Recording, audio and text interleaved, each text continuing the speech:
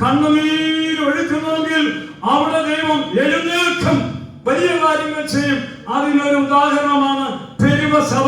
ദൈവത്തിന് സ്തോത്രം. ഞാൻ ഈ എളിയനിക്കും അതിൽ ഈ അനുഗ്രഹങ്ങളെല്ലാം പ്രാപിപ്പാൻ ദൈവം ഇടയാക്കുന്നു. ആയാൽ കർത്താവിന്റെ വരവഴുത്തിരിക്കുന്നു.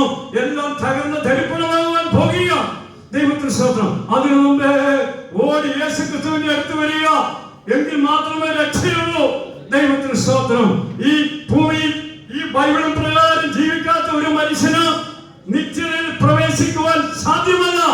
ദൈവത്തിന് സ്തോത്രം. ആകാശം മാറിയാലും ഭൂമി മാറിയാലും മാറ്റപ്പെടാത്തതായ ദൈവത്തിന്റെ വചനം ഇത് മുഴുവൻ ആചരിക്കണം. ദൈവത്തിന് സ്തോത്രം. ആയാൽ പ്രിയരെ പകുതി ആചരിച്ചുകൊണ്ട് പ്രവേശിക്കുകയില്ല. ദൈവത്തിന് സ്തോത്രം. ഈ കൃപായുഗത്തിൽ നമുക്ക് സമയം തന്നിട്ട് എന്തുകൊണ്ട് നമ്മൾ പ്രാപിക്കുന്നില്ല? നമുക്ക് നാശം, നിത്യനരകം, തീപ്പൊരിയ ആരും വിടുവിക്കുകയില്ല. വിടുവിക്കുന്നവൻ യേശു മാത്രമാണ്.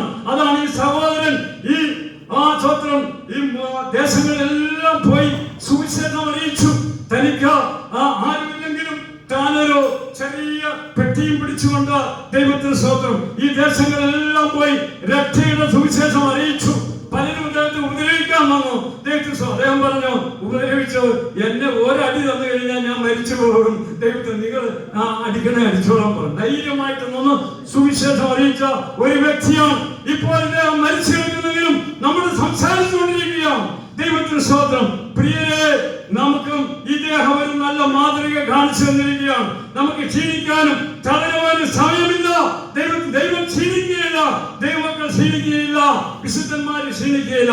ആകയാൽ പ്രിയരെ, ഈ രക്ഷയിലേക്ക് നിങ്ങളെ ആഹ്വാനം ചെയ്യുക. ഈ സഹോദരൻ തനിക്കുള്ളതെല്ലാം ദൈവത്തിന് കൊടുത്തു.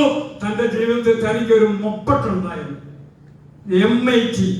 ദൈവത്തിന് സ്തോത്രം. വളരെ വർഷങ്ങൾക്ക് മുമ്പ്, 40-38 വർഷങ്ങൾക്ക് മുമ്പ് ദൈവത്തിന് സ്തോത്രം തന്നൊക്കെ ഉണ്ടായിരുന്നു. ഇവിടെ സ്തോത്രം ശുശ്രൂഷിച്ച ഒരു മൂപ്പൻ, അദ്ദേഹം സെൻട്രൽ പാസ്റ്ററായി ദൈവസന്നിധിയിൽ പ്രവേശിച്ചു കഴിഞ്ഞിട്ട് മുളന്തിരുത്തി അദ്ദേഹത്തിന് വണ്ടിയില്ല.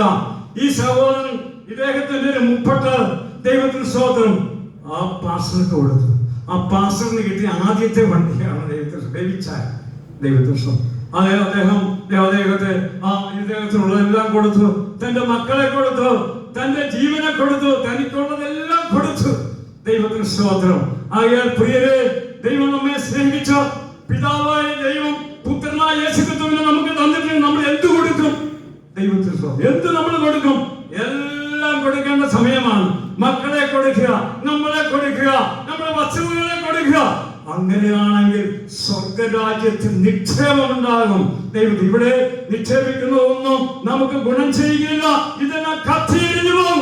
ദൈവത്തിന് സ്തോത്രം. എന്നാൽ ബുദ്ധിമാന്മാർ എന്ത് ചെയ്യും? എല്ലാം ദൈവത്തിനായി സമർപ്പിക്കും. ദൈവം നല്ലതല്ലേ? ദൈവത്തിന് കൊടുപ്പേ, അവനെ മഹത്വപ്പെടുത്തുവേ. ദൈവത്തിന് സ്തോത്രം. കർത്താവിന്റെ വരവെടുത്തിരിക്കുന്നു. പെട്ടെന്ന് 3-4 ഭാഗങ്ങൾ സംഭവിക്കും. ദൈവത്തിൽ വിശുദ്ധന്മാർ എടുക്കപ്പെട്ടു.